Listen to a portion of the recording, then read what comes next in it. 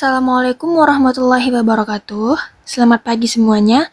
Perkenalkan, nama aku Muardana Aulia dengan NIM 2401030022. Di kesempatan kali ini, aku bakal jelasin materi tentang graf.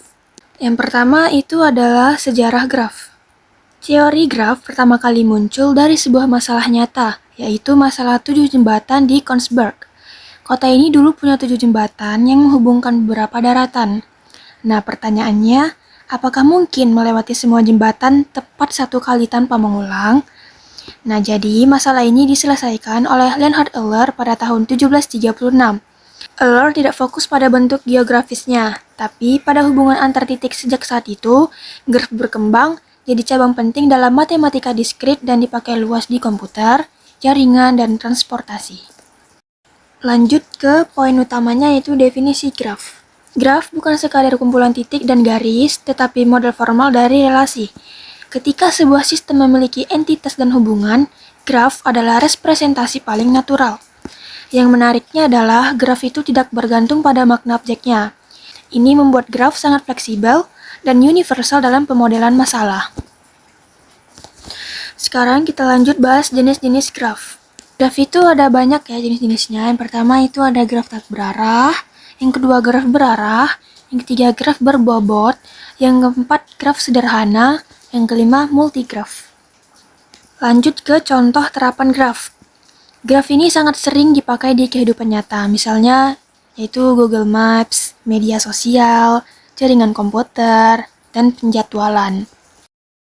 Selanjutnya itu ada terminologi dasar. Terminologi graf berfungsi sebagai bahasa formal untuk mendeskripsikan struktur. Istilah seperti lintasan, siklus, dan derajat simpul bukan sekadar definisi, tapi alat analisis. Berikut sedikit penjelasannya. Yang pertama itu ada derajat simpul, yaitu jumlah sisi yang terhubung ke simpul. Yang kedua lintasan atau path, yaitu urutan simpul yang saling terhubung.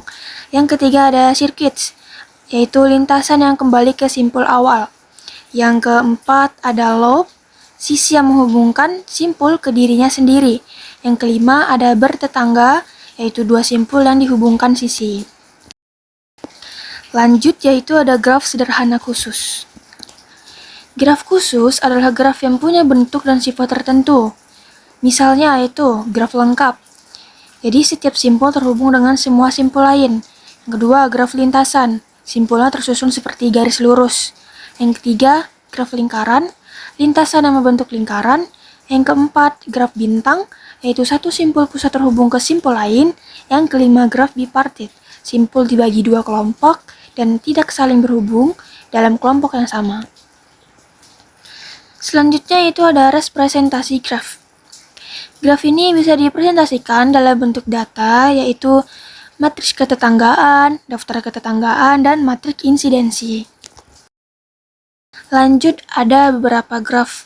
Yang pertama itu graf isomorfik. Graf itu disebut isomorfik jika strukturnya sama, meskipun bentuk gambarnya berbeda.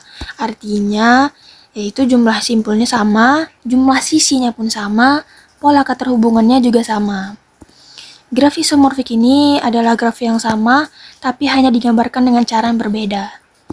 Lanjut itu ada graf planar. Graf planar adalah graf yang bisa digambar di bidang datar tanpa ada sisi yang saling berpotongan. Rumus Euler menjadi alat untuk menguji konsistensi struktur graf planar. Materi ini menghubungkan graf dengan geometri dan topologi, menjadikannya lebih dari sekedar teori diskrit. Yang terakhir itu ada graf dual. Graf dual memperlihatkan perseptif terbalik dari sebuah graf. Fokusnya bukan lagi pada simpul, melainkan pada daerah.